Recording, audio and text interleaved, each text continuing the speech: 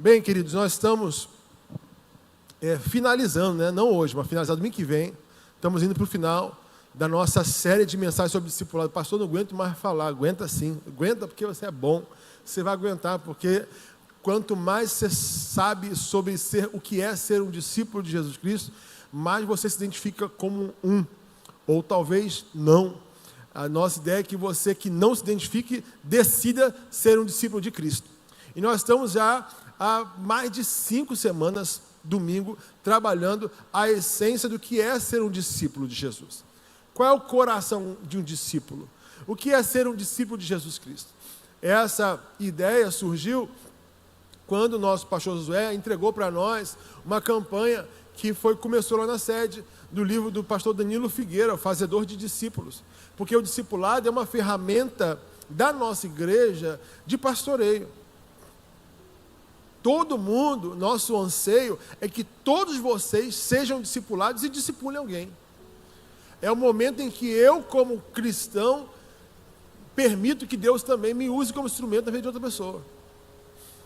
Então, nós estamos às quartas-feiras fazendo essa campanha que está sendo feita em todas as atitudes do mundo. Algumas já fizeram, outras estão fazendo.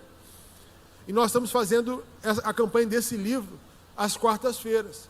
Porque o livro vai falar, a série vai falar sobre fazer discípulos. Mas eu entendo que antes da gente fazer discípulo, Deus nos deu uma direção para a gente trabalhar a essência do ser discípulo. Porque só pode fazer discípulo quem é. Então não adianta você saber fazer discípulo sem saber o que é ser um discípulo. Então a gente está trabalhando já há algum tempo sobre isso, mostrando que o discipulado ele é revelado no caráter.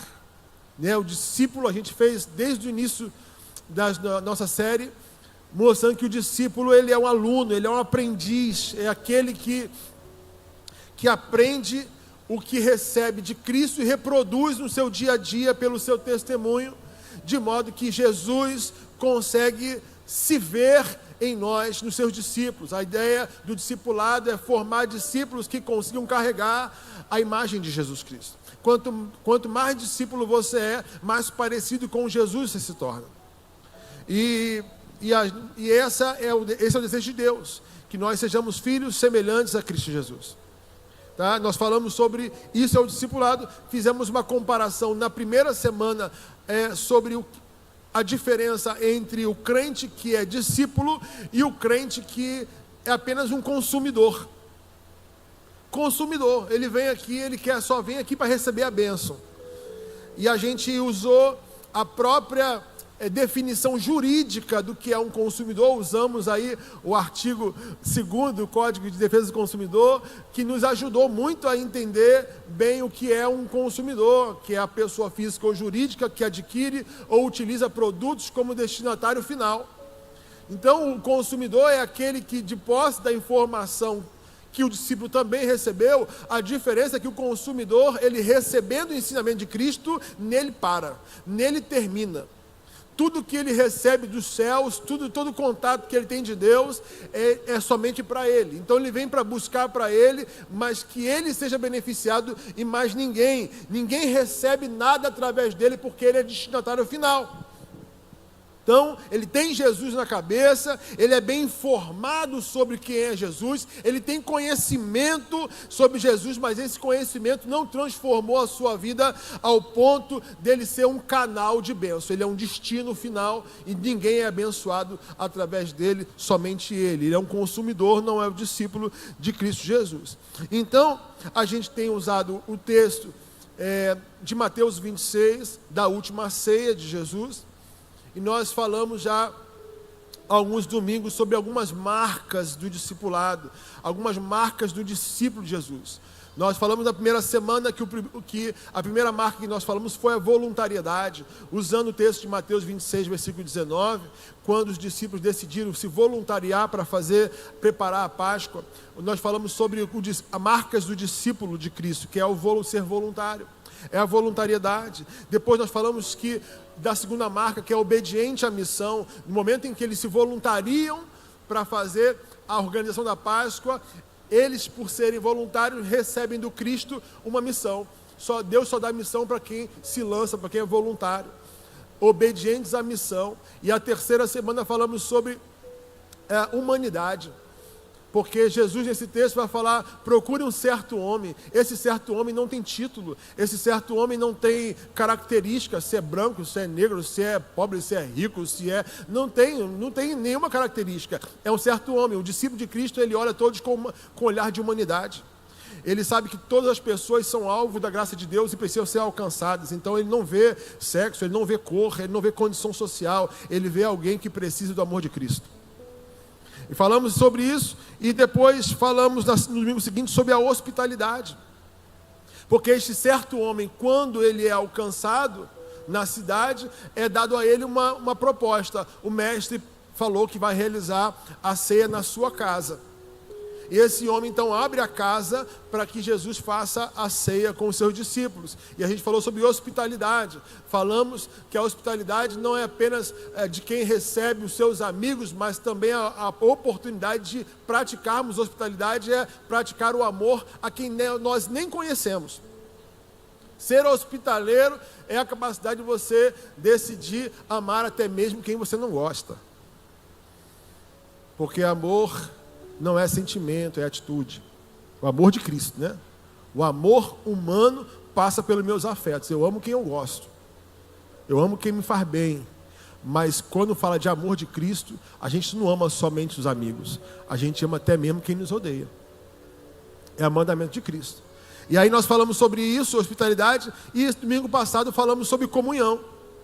Porque ele entra na casa desse homem, e ali diz que Jesus Cristo se reclina à mesa. E nós falamos um pouco disso, de que o discípulo de Cristo, ele é aquele que ama a comunhão. Ama a comunhão. Ele valoriza a mesa. E nós falamos exaustivamente sobre isso. Você pode assistir depois no YouTube, que as mensagens estão lá. Tá? E hoje eu quero falar da penúltima marca de Cristo, para encerrar domingo que vem.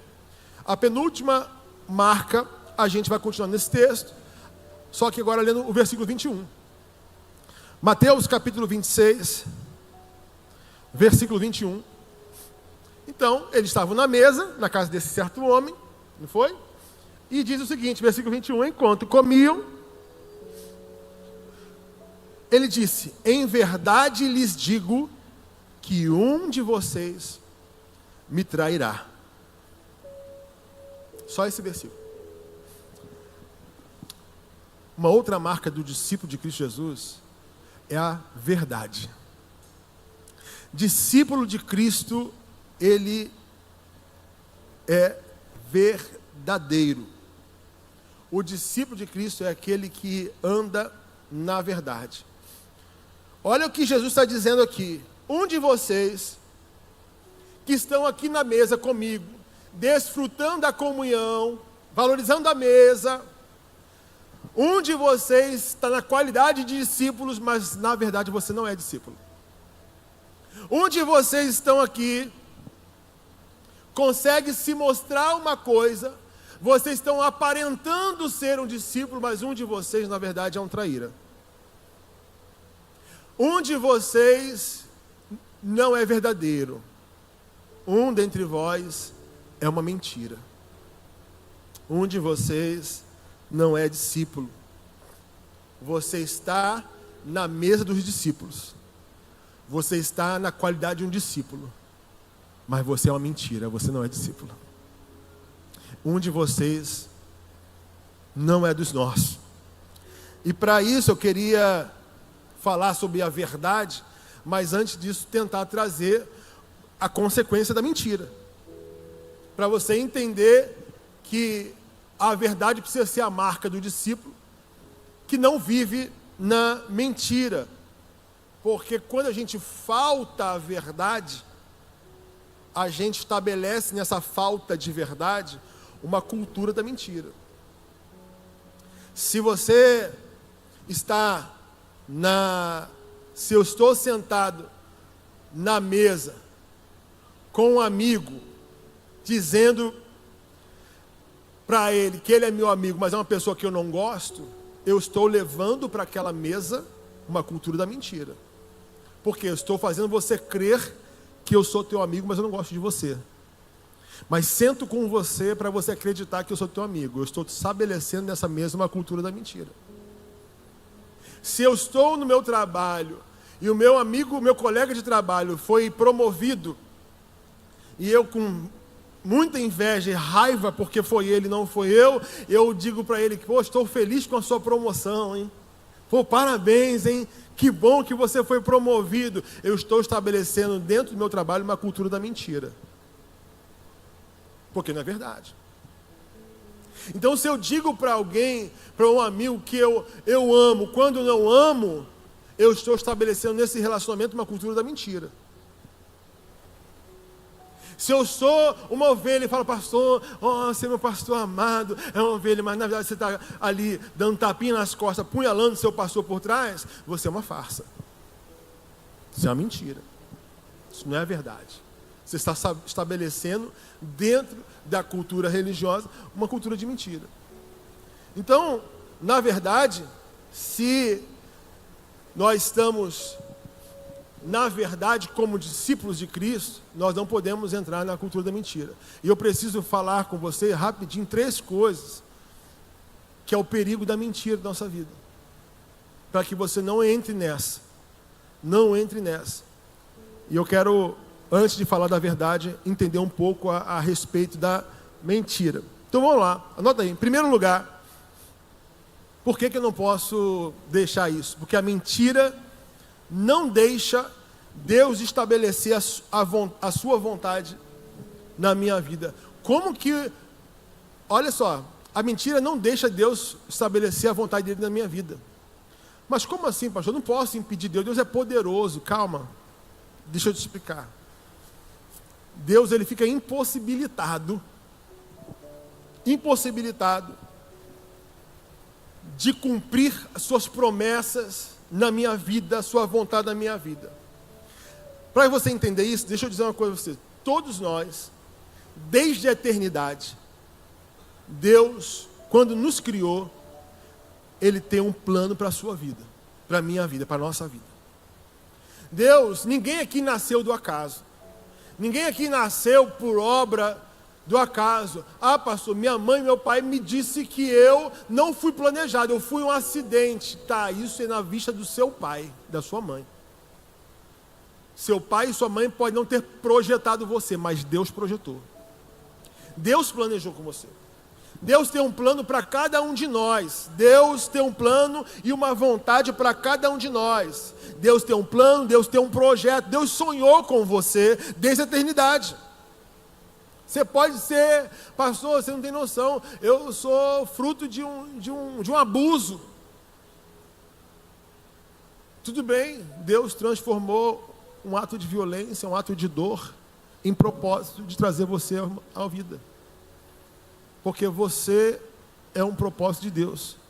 Não existe fôlego de vida que não seja dado por Deus. Deus é o dono da vida. Então, se você está aqui vivo hoje, pode ter certeza que Deus tem esse plano na sua vida. E se você for ler lá em Jeremias capítulo 29, no versículo 11, ele vai falar, eu sei os planos que eu tenho ao vosso respeito, diz o Senhor. Eu tenho planos de fazer você prosperar. Eu tenho planos de não lhe causar dano. Eu tenho planos de dar esperança e futuro. Está lá em Jeremias 29, versículo 11. Pode anotar aí. Deus teve um plano para mim e para você desde a eternidade. E Deus condicionou. Deus sonhou com o Léo, Deus sonhou com a Tia Rosa, Deus sonhou com o Marcelo, Deus sonhou com a Chay. Deus sonhou com vocês. E Deus tem um plano para vocês. Então todas as pessoas desse mundo, desse planeta, têm um plano de Deus. Deus tem um plano para você. Você pode dizer para o seu irmão isso? Deus tem um plano para você? Fala para ele. Sabe que eu não gosto disso não, né, irmão? Mas é só hoje. Deus tem um plano para você. Deus sonhou com você. Deus planejou um plano lindo para você. Mas deixa eu dizer, Deus sonhou um plano lindo, projetou um plano lindo para você. Você no coração de Deus, que veio ao mundo. Deus sonhou com o Léo. Eu tenho um plano para o Léo. Sei lá se Deus sonhou com o meu nome ser Léo. mas ainda que seja um outro nome, na eternidade, mas Deus sonhou, esse é o Léo que eu decidi trazer, e eu tenho um plano e um futuro bom para ele. O plano que Deus tem é para o Léo, só que o Léo, à medida que ele foi vivendo as suas vidas de dores, angústias, dificuldades, decepções, frustrações, foram deformando o Léo, foram tirando do Léo a beleza de quem o Léo é, de quem eu criei para ser. De modo que ele carrega hoje uma frustração, ele carrega hoje o pecado, ele carrega hoje uma deformidade, de tal maneira que o Léo que se encontra hoje não é o Léo que eu criei, mas o Léo que se tornou. Aí eu digo para você, Deus tem um plano para esse Léo, não para esse aqui. Deus não tem um plano para esse Léo aqui, porque esse Léo aqui não existe. Esse Léo Deus não conhece. O Léo que Deus conhece foi aquele que eu planejei e sonhei para ele. É o caminho que eu tenho para ele, eu tenho um plano para ele, eu tenho um futuro para ele. Então quando o Léo se coloca exatamente na minha presença e percebe que eu tenho um plano para ele, ele vive esse plano. Agora quando o Léo decide virar as costas para mim, e viver a sua vida independente, a sua vida onde ele é o Deus de si próprio, onde ele faz o que ele quer na vida, onde ele vira as costas para mim e eu não sou mais prioridade, eu não estou nem no plano da vida dele. Ele segue o plano que ele quer, ele vive segundo seus desejos. Portanto, esse Léo que se tornou, não é o Léo que eu tenho vontade para ele. Então, quando eu digo que a mentira não deixa Deus estabelecer a sua vontade, é porque Deus tem um plano e uma vontade na sua vida. Mas o plano que Deus tem para a sua vida não é na pessoa quem você se tornou. Porque o que a vida fez com você, o que você permitiu que a vida fizesse com você, te transformou numa mentira. Esse não é o Léo de verdade. Esse é o Léo carregado do pecado. Esse é um Léo que Deus...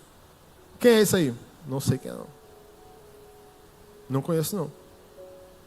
Esse Léo existe biologicamente, mas como filho de Deus?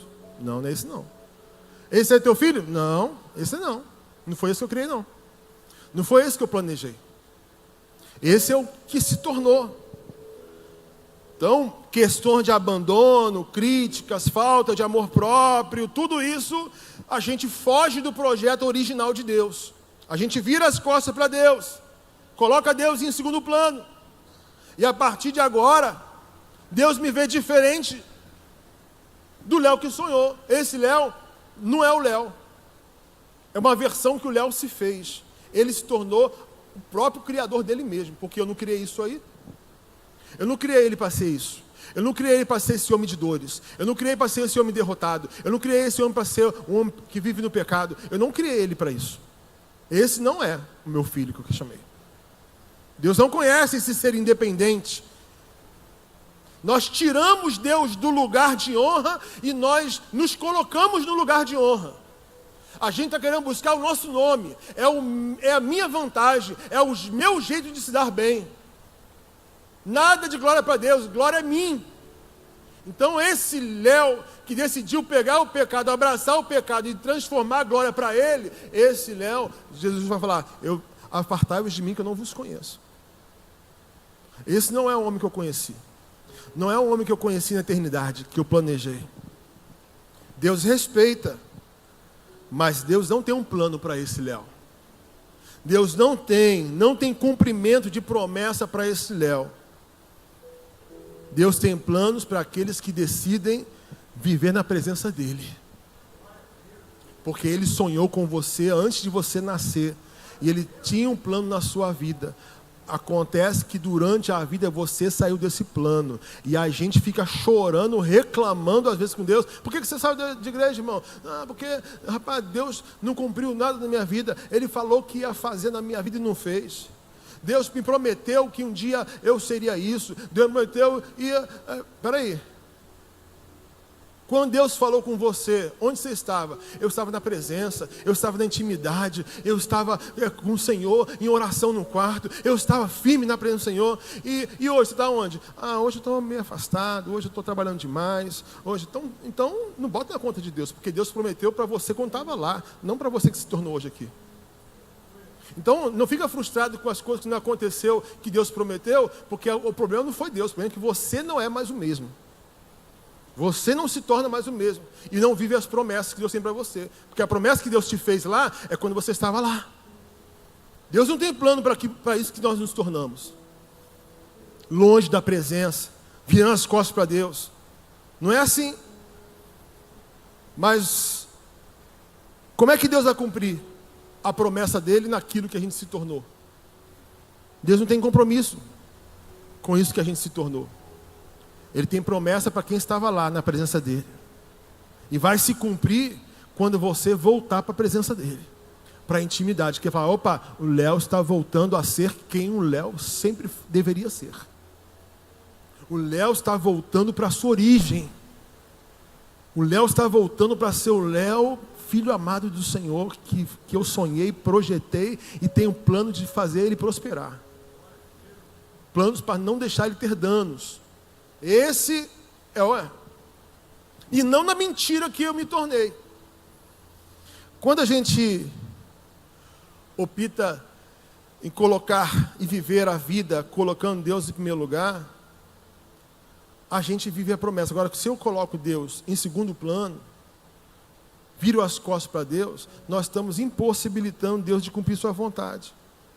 Por quê? Porque essa pessoa que a gente se tornou, ela não existe. Ele não te conhece. Não é essa pessoa que ele conheceu antes da fundação do mundo. Não foi essa pessoa que Deus trouxe. É lógico que a gente existe, pastor. Estou falando que eu não existo? Não, eu sei que você existe. Mas dentro do plano de Deus, você não existe. Por isso que a intenção de Deus é salvar todos os homens, para que todo homem se arrependa e volte à origem, volte a ser quem ele era. Porque essa pessoa com quem eu me tornei, com quem você se tornou, é uma criação sua. Você se criou desse jeito, você permitiu chegar a ser assim, deformado pelos males que fizeram com você, pastor, mas é culpa de fulano. Não estou falando de culpa agora. A questão é que essa criatura aqui, desse jeito, não é a criatura que Deus sonhou. E a gente vê isso, Deus não conhece.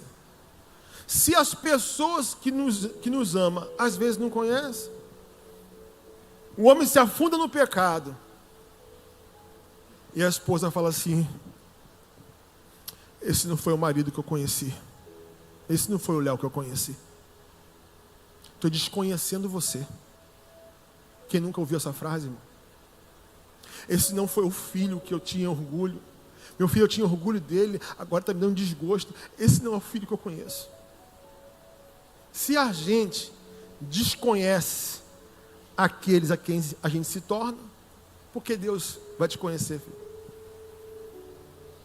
A gente vai ficando deformado, a gente vai se aproximando do pecado e ficando cada vez mais longe de Deus, cada vez menos parecido com Deus.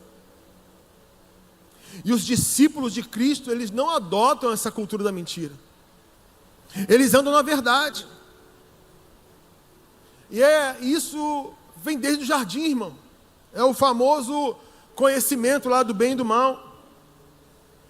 A gente quer fazer do nosso jeito e não do jeito que Deus quer. A gente quer ficar no controle, quem manda sou eu sei o que é certo e o que é errado. Essa foi a figura do jardim. Quando Deus fala, filho, vocês podem comer de tudo isso aqui é de vocês, cresçam, frutifiquem, sejam fecundos, esse jardim é para vocês, é presente do Senhor. Mas vem a serpente e fala, não, pode comer, se comer, não vai morrer não, não vai morrer não, vocês vão ser semelhantes a Ele, vocês vão ter conhecimento, o negócio é conhecer, experimentar. Você decide o que é certo, você manda na sua vida, você decide o que é bom, o que é mal. É isso. Você toma a postura de criador. A partir de agora não é o que Deus quer, não é a sua palavra, é o que eu acho que é certo. E assim foi a humanidade, se distanciando cada vez mais de Deus. Uma imagem criada cada vez mais longe da verdade. Em Apocalipse capítulo 3, Deus vai falar para a igreja de Sardes. É mais ou menos o que ele está dizendo. Porque o que diz lá em Apocalipse capítulo 3, versículo 1? Ao anjo da igreja em Sardes, escreva: eis o que diz aquele que tem os 7 Espíritos de Deus e as 7 estrelas. Conheço as suas obras. Você tem fama de estar vivo, mas está morto.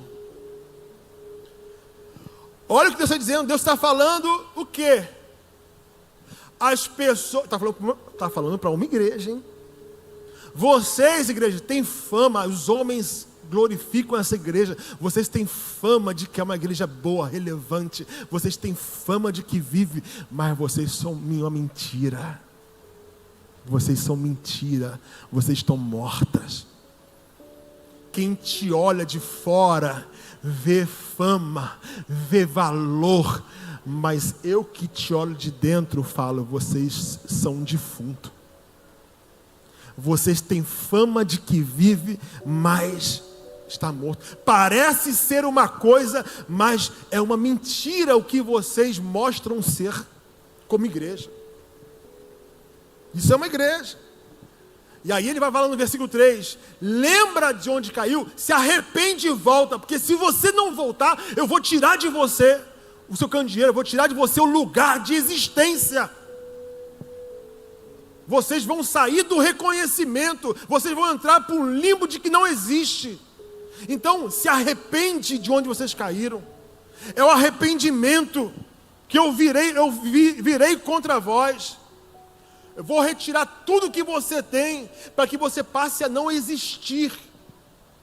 Porque a existência que vocês têm é aparente, não é da essência. Você tem fama de que vive, mas você está morta. Você passa a ser irreconhecível aos olhos de Deus. Então, irmão, não estou falando aqui da mentira que tu conta, que a gente conta. Eu estou falando da mentira que a gente se torna. É a mentira de quem eu passo a ser. Quem eu sou, na verdade não sou quem aparento ser. Jesus fala: um de vós está comigo, não é discípulo. Não tem verdade em você. Não é a mentira. A mentira que eu conto vai estabelecer uma cultura de mentira para você começar a acreditar nessa mentira e vai se transformar nela. Tudo começa com o que a gente diz. Mas depois eu me transformo na mentira que digo.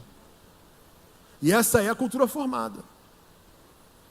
Aí vem o apóstolo Paulo e fala: ó, seja o vosso proceder, sim, sim, não, não. Esse, talvez, quem sabe, é procedência maligna. É ou não é? Esse negócio de que parece ser, mas não é mais ou menos, não tem isso. É verdade ou mentira, não tem mais romeno. Não dá. Não é isso que ele fala para a igreja de Laodiceia, lá em Apocalipse também? Antes fosse quente ou frio, mas o problema é que você é morno, e como morno, vomitar-te-ei da minha boca. Porque eu prefiro que você seja verdadeiro em assumir a sua fervidão ou o seu congelamento do que você não salar nem cá e é mais ou menos morno. Porque tu é morno, me dá náuseas. Porque não tem verdade. Não tem verdade. É mentira. Isso é terrível, irmão. A segunda coisa, o segundo ponto é a mentira, ela é a rejeição da paternidade divina. Porque nós falamos que todos nós fomos criados por Deus. Todos nós temos origem em Deus. Fomos feitos à imagem e semelhança de Deus. Só que com o pecado, com a queda do pecado, nós abrimos mão dessa genética espiritual de ser imagem e semelhança de Deus, passamos a gerar pessoas à imagem e semelhança do homem. Fora do jardim, agora gerou Adão filhos com a imagem e semelhança do homem, não mais de Deus. Por que eu estou falando isso? Eu preciso que você entenda isso. Nós fomos feitos à semelhança de Deus. Só que quando o pecado ele toma a minha vida, eu começo a me distanciar de Deus e começo a não mais parecer com o meu Criador. Por isso que nós falamos que o discipulado é a capacidade de nós nos tornarmos cada vez mais parecidos com Jesus, de modo que o próprio Deus vê em nós semelhança de Cristo. Só que quando nós não estamos na verdade do discipulado, não estamos discípulos, nós estamos no pecado e vamos nos afastando de Deus, nos tornando cada vez mais diferente do que de fato éramos. Saímos, nós abandonamos a nossa paternidade, porque eu, enquanto verdade, sou a imagem e semelhança de Cristo. Quando adoto o pecado na minha vida e vou me deformando, saindo da verdade, eu começo a ser uma mentira criada. Então eu vou me afastando cada vez mais dessa imagem e semelhança do meu Criador e começo a parecer muito mais com a mentira que a verdade. E aí eu te pergunto, quem é o pai da mentira?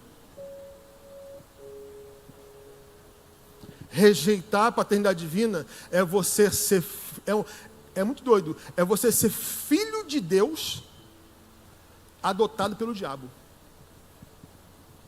Você tem origem nele, origem no Criador, origem em Deus, mas pelo pecado e pela vida de quem decidiu virar as costas para Deus, você foi perdendo a semelhança do Pai e foi adotando uma nova paternidade, uma paternidade da mentira, porque o pai da mentira é Satanás. Então a pessoa consegue ser filho de Deus adotado pelo diabo, porque ele vive agora da mentira, e a mentira tem um criador, é o Satanás. Dessa verdade aqui, Deus é meu pai, mas dessa verdade aqui, meu pai é outro. Porque aqui a gente fala do Kids, da importância dos pais serem pais devotos dentro de casa, fazer devocional. Porque um filho que vê o pai orando, a mãe orando, se os meus filhos me veem como um homem que busca a Deus, que tem reverência pelas coisas de Deus, que trata as coisas de Deus com seriedade, se meu filho me vê eu sendo um bom marido com a minha esposa, trata com amor, com romantismo, fala com cuidado, com carinho, ajuda, se meu filho vê a maneira como eu trato as pessoas, como você desenvolve o amor de Deus na vida das pessoas, você começa a gerar na cabeça dos filhos algo assim, cara, tem alguma coisa no Deus desse meu pai, mano. Porque assim, eu vi meu pai, eu vi minha mãe ali, sabe, um homem de oração, mulher de oração, dando testemunho, a maneira como eles se amam, como eles se tratam, a maneira como a nossa casa é gerida debaixo de uma cultura espiritual, sabe, o filho, ele vai crescendo, vai chegando à maturidade, com 14, 15, 16 anos, ele começa a falar assim, tem alguma coisa diferente, porque meu pai, ele é muito diferente. Minha mãe é diferente demais. Aí agora eu te pergunto, seu filho vai para a universidade, vai começar a vir esses negócios de marxismo, ideologia de gênero, isso vai entrar na mente dele, irmão. Aí eu te pergunto, ele está preparado espiritualmente para enfrentar isso? Nossos jovens estão espiritualmente preparados para enfrentar essas ideologias nefastas? Vai ganhar a mente deles. Meu filho não é mais o mesmo. Mas porque ele não conseguiu ter na paternidade algo seguro que ele pudesse ver Deus. A gente precisa ser responsável com a próxima geração. Ser responsável com nossos filhos, para que eles vejam em nós, ainda que não entenda, mas vai crescer vendo esse testemunho, vai vendo essa pessoa apaixonada, esse homem apaixonado, essa mulher, a maneira como meu pai me trata, a maneira como minha mãe me trata, como príncipe, como princesa. Irmão, ele vai começar a fazer o seguinte: tem alguma coisa diferente. Eu não sei quem é esse Deus não, mas eu estou querendo conhecer o Deus do meu pai, da minha mãe. Quantas pessoas já ouvi aqui na igreja mesmo, a pessoa fala assim: não, porque minha avó, irmão, minha avó orava muito por mim, e eu decidi conhecer o Deus da minha avó. Porque é uma referência de paternidade. Queremos conhecer o Deus do meu pai e da minha mãe. Sabe? A vida no particular e em público precisa ser mais coerente. Porque a gente acredita que Deus vai me abençoar pelo que eu mostro aqui para vocês. Mas quem eu mostro aqui para vocês pode ser uma mentira. Porque quem eu sou no particular, quando ninguém está me vendo, esse é quem eu sou de verdade. E quanto mais eu sou esse no particular e ser mais próximo possível desse que eu sou em público, é essa cultura do discipulado. É você se tornar quem você é, tanto em casa quanto na frente dos outros. Para que não tenha um tilt na cabeça dos nossos filhos de falar: meu pai na igreja é um, em casa é outro. Minha mãe na igreja é maravilhosa, solícita, sorridente, em casa é um monstro. Essa discrepância entre a vida particular e a vida pública é o que caracteriza se você anda ou não na verdade, se você construiu a verdade praticada. E Deus me vê lá no íntimo.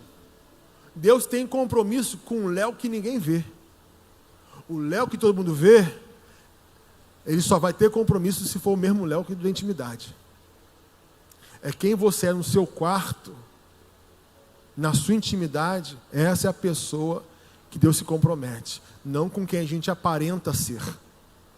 Senão a gente pode receber de Deus o que Jesus falou aqui na mesa: um de vós não é discípulo.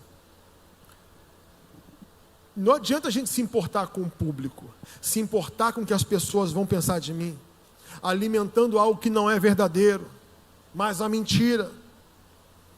Então, às vezes, a pessoa tem um cuidado de: olha, está todo mundo me vendo, então eu tenho que... Apesar de que eu acho que hoje nem tem mais isso, irmão. As pessoas não têm nem mais vergonha do público e do privado. É só você olhar o Instagram dos irmãos. Só olhando o Instagram, a gente já fica até com vergonha, né, irmão? Então, a pessoa nem esconde mais. Ela tem Instagram aqui de ovelha que eu fico: meu Deus. É na tua igreja, pastor? Eu fico... Daqui pode ser, agora se é de Cristo eu não sei. Porque às vezes bota lá foto com fio dental, um biquinho desse tamanho. Ah, pastor, meu corpo, minha regra. Ok. Aí tu olha os comentários: linda, gostosa, que isso, hein? Ou lá em casa.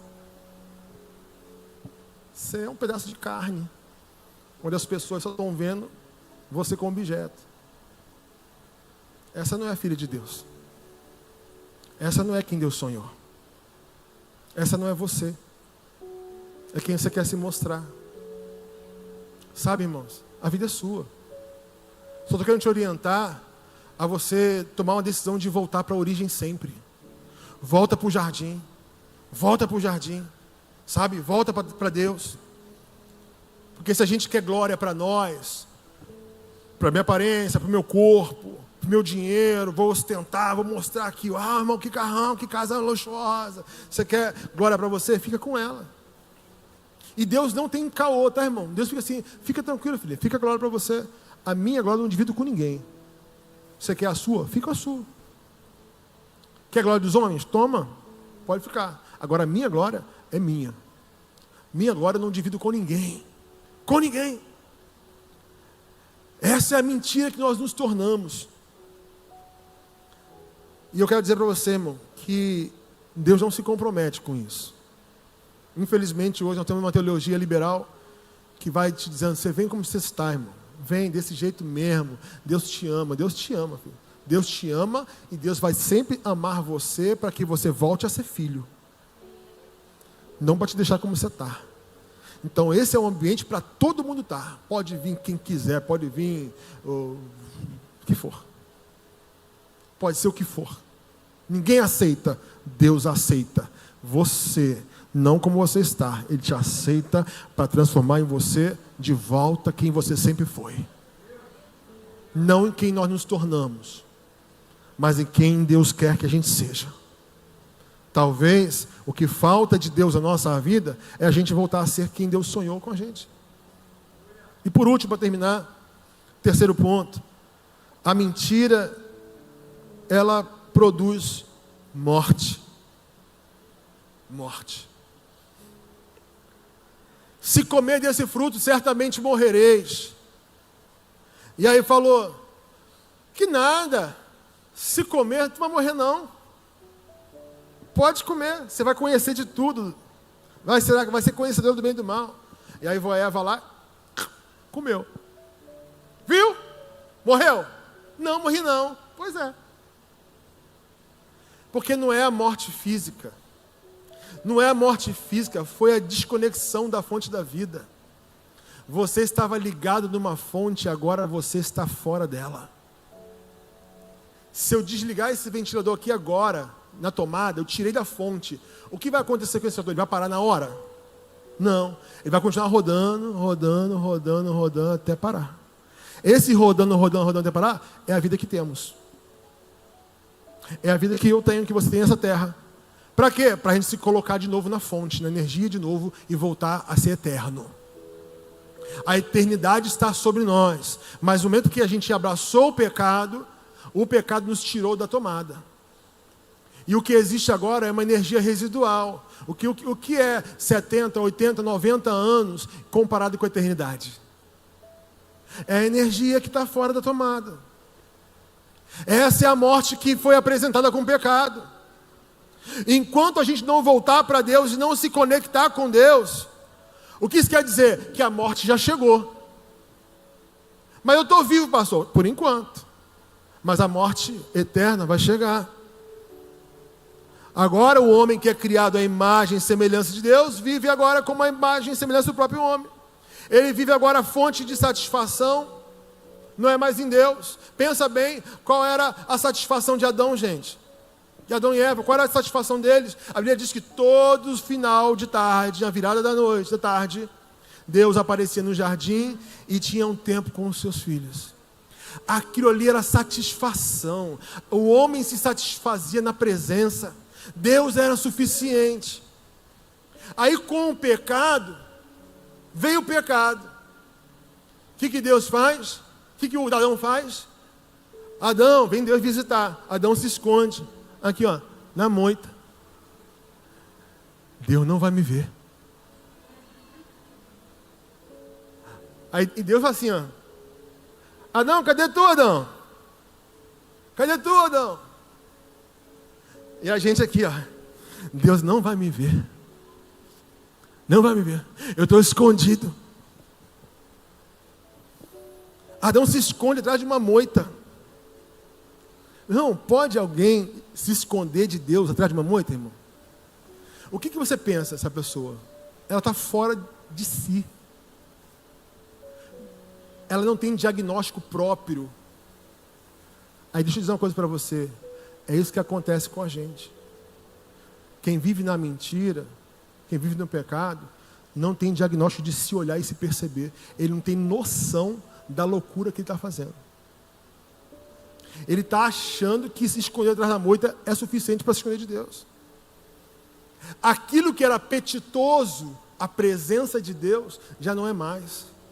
Ao ponto do fruto, maçã, sei lá se era maçã, se é jaca, isso que eles comeram tornou-se mais apetitoso do que a presença de Deus todas as tardes.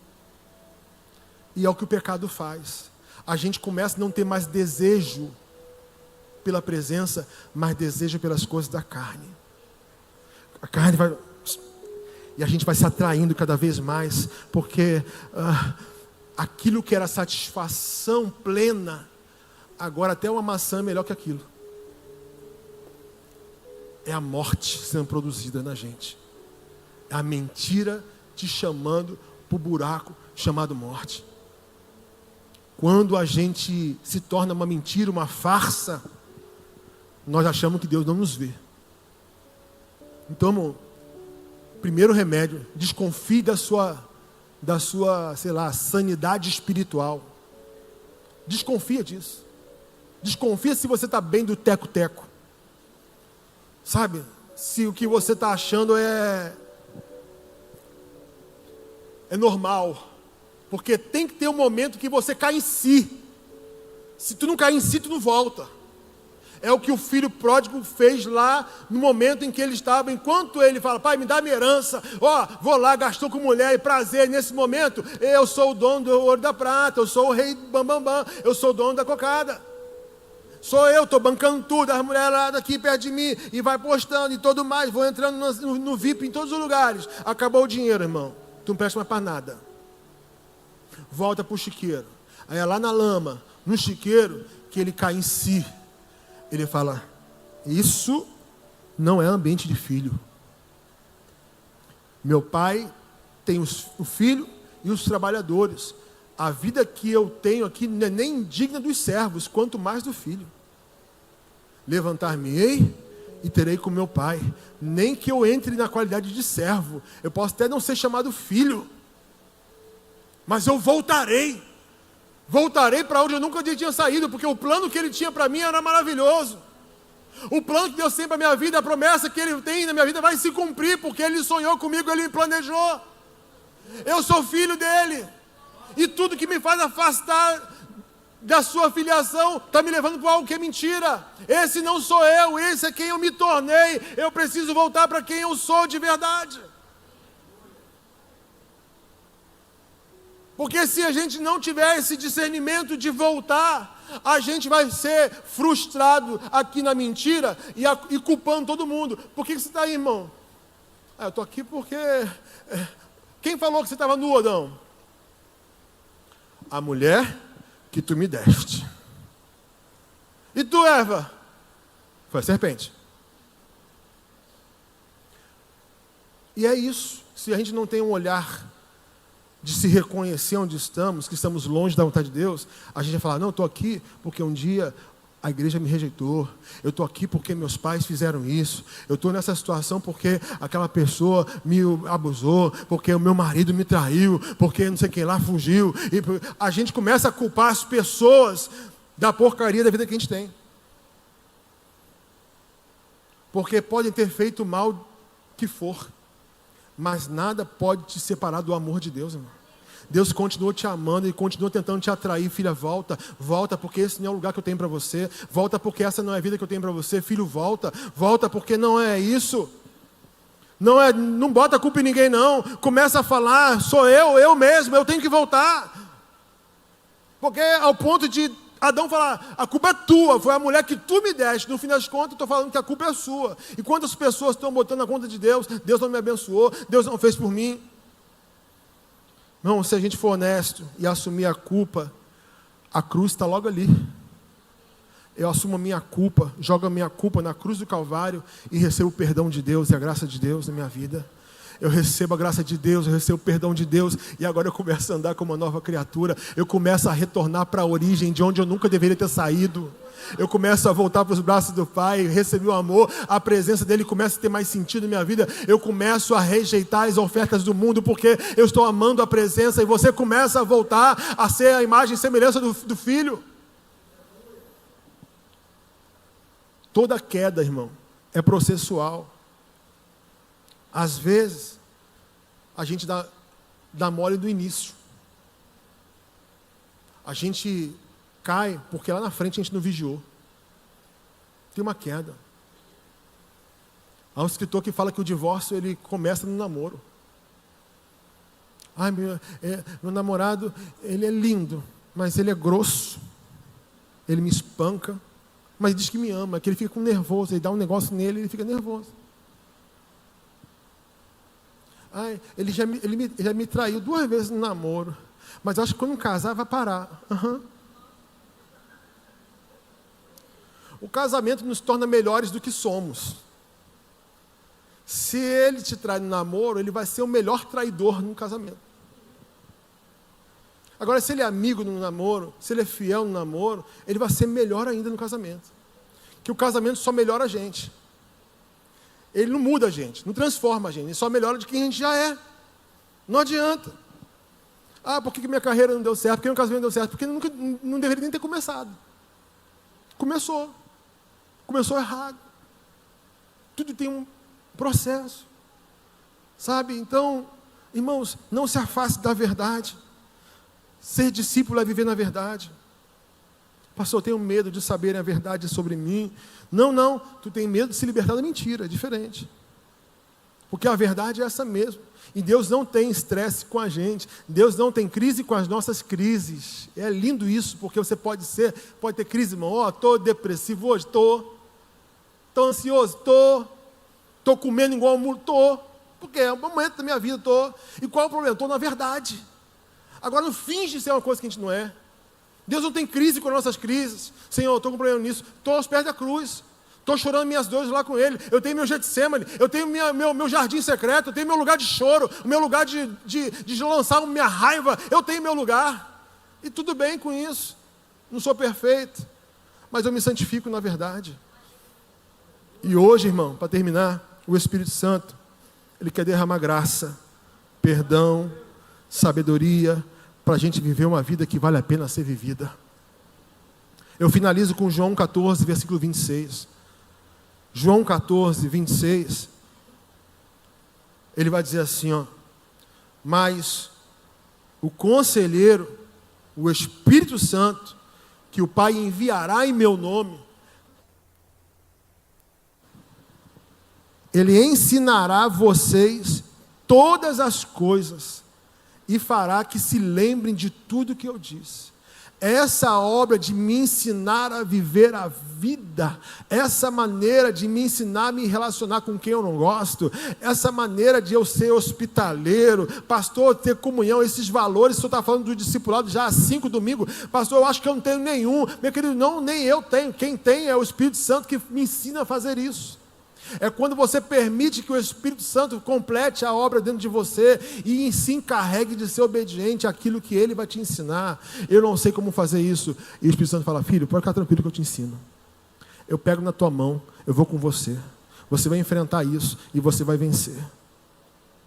Deus vai colocar pessoas certas na sua vida para te ensinar a vencer, para te ensinar. Ele vai te ajudar a você andar na verdade, porque o Espírito da verdade vos guiaria por toda verdade. Um de vós não é meu discípulo. Um de vós se afastou da verdade. E hoje, Deus está falando assim, volte, se arrependa, volte a quem você sempre foi, lá desde a criação do mundo. Volte a ser quem eu sonhei para que você seja. E se você está aqui nessa manhã e talvez está se vendo, pastor, estou longe demais. Não, você não está longe não, porque o amor de Deus está aqui nesse lugar. Você pode hoje tomar uma decisão de não ser quem você se tornou, mas decididamente ser quem Deus sonhou para que você seja. Eu quero ser quem Deus me chamou para ser. Eu quero viver as promessas de Deus. Eu quero ver Deus cumprindo tudo aquilo que Ele já falou um dia para a minha vida. Então, filho, volte a ser aquele a quem Deus prometeu. E não aquele a quem você se tornou. Não aquele a quem as dores da vida te transformou. Não, não é esse você. Isso é uma mentira. Isso não é você. Você não é isso. Você está no lugar errado, no ambiente errado, nas amizades erradas. Teu lugar não é aí. Volta para o lugar de origem. Volta, porque Deus tem satisfação para você nesse lugar. E é o que eu desejo hoje, no seu coração. Se você entrou aqui nessa manhã e quer fazer um movimento de retorno para a sua origem, de quem você é, eu sou filha amada de Deus, eu sou filho amado de Deus. Feche seus olhos, curva sua cabeça nessa hora. Você que está aqui nessa manhã e tem um desejo de falar, eu preciso hoje voltar para a verdade. Pastor, eu nem sabia que eu estava vivendo algo que eu não sou, mas hoje Deus me fez ver. Eu não queria me tornar isso, mas foi o que fizeram comigo e eu fui aceitando essas dores e agora olha o que me tornei. Eu não quero mais sofrer isso, eu não quero viver mais nessa escravidão, não quero mais viver nessas algemas, não, eu quero ser liberto, liberta. Pois é para você que Deus está aqui nessa manhã te chamando. Então você no seu lugar, se você quer escrever uma nova história com Jesus na sua vida hoje, se você quer voltar hoje à mesa do Pai e falar: filha, esse é teu lugar, filha, esse é teu lugar, eu vou cumprir as promessas na sua vida. Se você tem desejo de fazer isso, de olhos fechados, faça essa oração comigo, repita comigo essa oração. Você não precisa repetir em voz alta, mas faz uma oração no seu coração. Diga assim, ó, fala no seu coração, fala assim: Senhor Jesus, me perdoe por ter me afastado de quem de fato eu sou.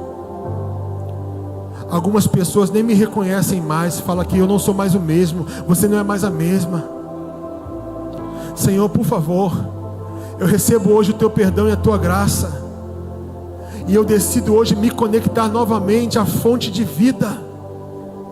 Pai, a minha vida não vai ser ruim, eu não vou ter vontade de acabar com a vida, não. Eu não tenho vontade de pedir: Senhor, eu queria muito morrer. Não, Senhor, não vou, porque a vida que eu estou vivendo agora vai ser a vida que eu vou me conectar novamente com a fonte.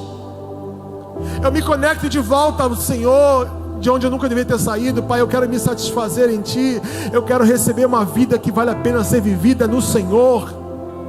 Então, Pai, cura a minha dor e me traz de volta para a sua mesa, para que eu não seja, Pai, uma farsa, uma mentira, mas que eu seja um discípulo, uma discípula do Senhor, que decidiu andar na verdade.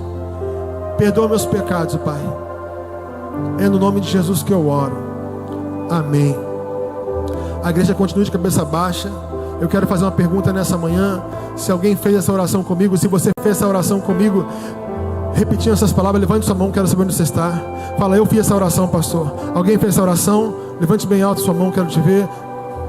Quem aqui nessa noite, nessa manhã, está decidido a falar: eu estou de volta, eu estou me colocando novamente na fonte? Alguém aqui nesse lugar que fez essa oração? Levante sua mão bem alto assim. Hoje é seu dia de festa, é o dia de celebração, é o dia de retorno, é o dia de você voltar ao jardim. Deus abençoe. Mas alguém fala: eu quero, pastor, eu estou sim no plano de voltar. Eu estava longe, eu nem sabia onde eu estava, eu não sabia que eu estava vivendo algo que não é verdadeiro, mas eu quero sim que Deus cumpra as verdades da minha vida, cumpra sim as tuas promessas. Eu quero. Levante sua mão, quero orar por você. Mais alguém? O Senhor é fiel, Deus é fiel, hoje é o dia. Vamos ficar de pé, igreja, todos juntos então? Vamos orar? Obrigado, Jesus. Obrigado, Senhor, pela Tua palavra. Obrigado, Senhor, pelo retorno que fazemos quase que diariamente. É o que precisamos ser, discípulos que andam na verdade, e que Teu Espírito Santo que nos conduza pela verdade, nos torne homens e mulheres verdadeiros em quem somos, lavados e remidos no sangue de Jesus. A Ele seja honra, glória, para sempre e sempre. Amém. Você pode aplaudir ao Senhor? Glória a Deus. Levante suas mãos. Obrigado, Jesus. Obrigado pelo que o Senhor fez, falou e gerou dentro de nós. Pedimos que isso seja algo constante dentro de nós. Agora nos leve em paz para nossa casa. Temos um almoço em família abençoado, e que Teu nome seja glorificado em todas as coisas. E que a graça de nosso Senhor e Salvador Jesus Cristo, o grande amor de Deus nosso Pai, e a comunhão do Espírito Santo seja sobre toda a igreja, hoje e para sempre. Todos digam amém e amém. Deus abençoe, bom domingo, bom almoço.